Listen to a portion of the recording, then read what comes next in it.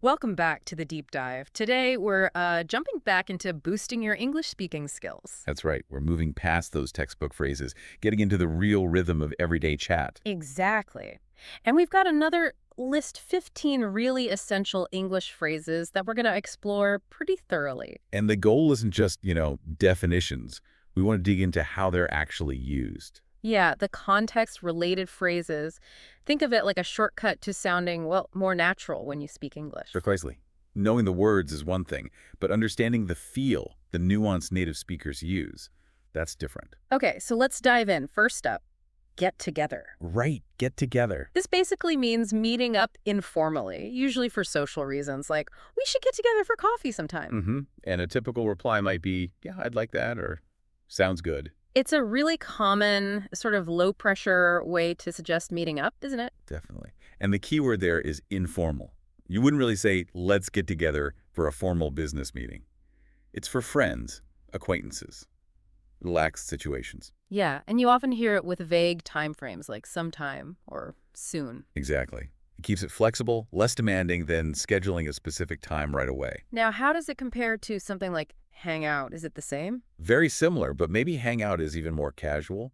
It can imply less of a plan, almost like just existing in the same space together. Oh, okay. Like, let's just hang out at my place, get together, might suggest a slightly more focused activity, even if it's just coffee or lunch. A little more intention, maybe. Got it. So get together is great for those relaxed, flexible social plans. Okay, phrase 2. Look out. Ah, yes. Very direct, this one. Yeah, it's basically a warning. Danger. Like the example, look out, there's a car coming. It's all about immediate alert. There's no subtlety here. Right, it's meant to grab attention now because something bad might happen, a verbal alarm bell. Exactly. Pure urgency. The source also mentioned watch out and be careful. Are they interchangeable? Mostly, yes. Especially Yeah. watch out. It's very similar to look out. Say immediacy. Be careful. Can be a bit more general, though. How so? Well, you might say be careful when you cross the road, just as general advice, but you yell look out or watch out if a car was actually speeding towards someone right that second. It signals a more immediate, specific threat. Okay, that makes sense. Hopefully you won't need it often, but crucial to know. Uh, All right, number 3. Keep up with. This one seems to have 2 angles. it does. The first is about information, staying informed. Like, it's hard to keep up with all the news. Right. It implies there's a lot of information coming at you and you're trying not to fall behind. Yeah, it captures that feeling of constant flow, especially nowadays. You're making an effort to stay current. And the second meaning. The second is about speed, literal physical speed. Like, Yeah. he walked so fast I couldn't keep up with him. So matching someone's pace. Exactly. Not being left behind physically. So, it's information pace or physical pace. The core idea is maintaining the same level, not lagging. Okay, that's a neat connection. Makes it easier to remember. Number 4 is run into. I like this one. Me too. Very common experience. It means meeting someone unexpectedly by chance. Like, I ran into an old friend at the grocery store. Yeah, that element of surprise is key. It wasn't planned. You just happened upon them. The source compared it to bump into and come across.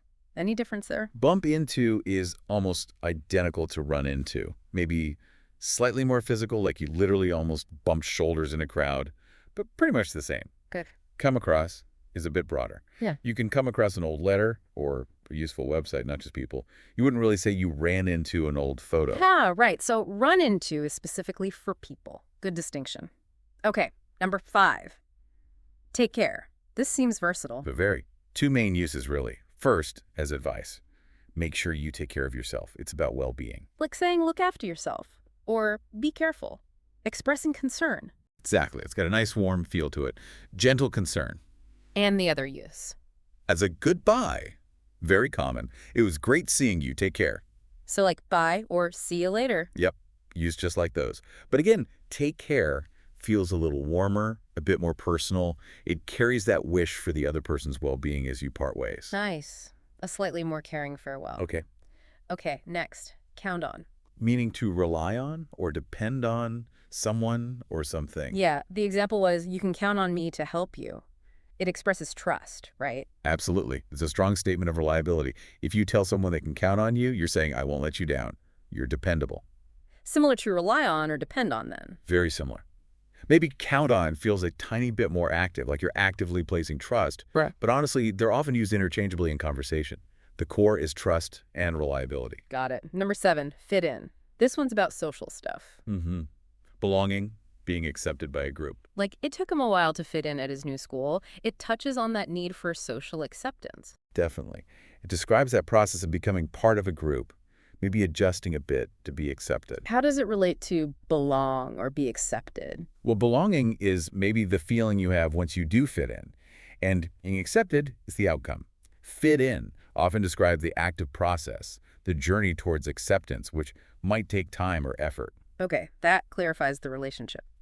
Moving to number 8, bring up. To meaninger. Yes, context is crucial here. First meaning.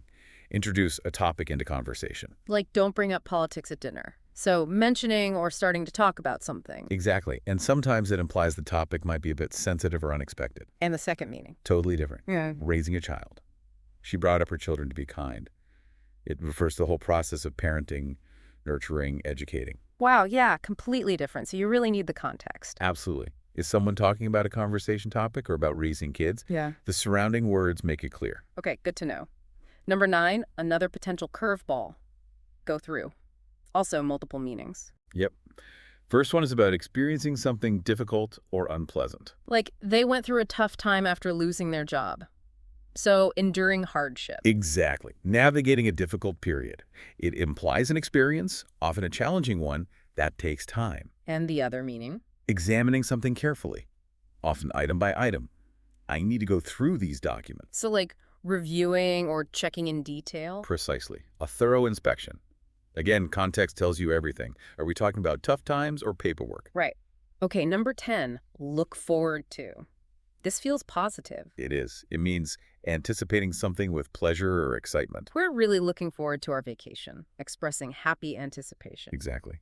And remember the grammar here. Oh, yeah, the source mentioned that. What was it again? It's look forward to plus a noun, like vacation, or a gerund, the ing form of a verb. Right. So looking forward to seeing you, not to see you. Precisely. That ing is key for verbs following this phrase. A common slip-up otherwise. Good reminder. Okay, 11, get along with.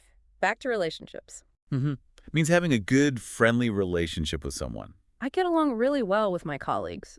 Suggests things are smooth, no major friction. Yeah, harmonious, easy interaction, comfortable, like you click well together. Similar to just saying have a good relationship with. Pretty much. Or be on good terms with, get along with. Perhaps sounds a little more natural and effortless, maybe.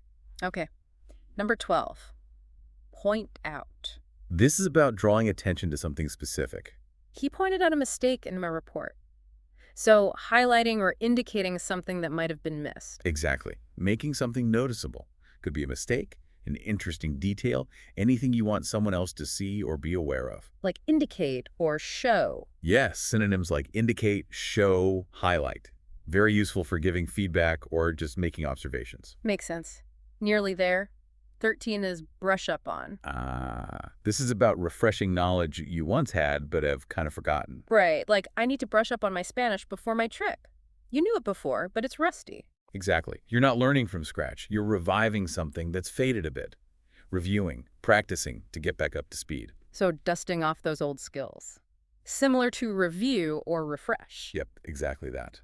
Perfect for prepping for something where you need that older knowledge. Very useful. 14, give up. This means stopping an effort, usually because it feels too hard or you're not making progress. Right, the example, don't give up, you're almost there. It's about quitting, basically. Yes, abandoning the attempt, similar to quit or stop trying.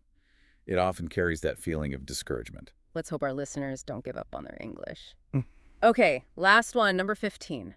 So far, so good. A classic progress report phrase. It just means things are going well up to this point, right? How's the project going? So far, so good.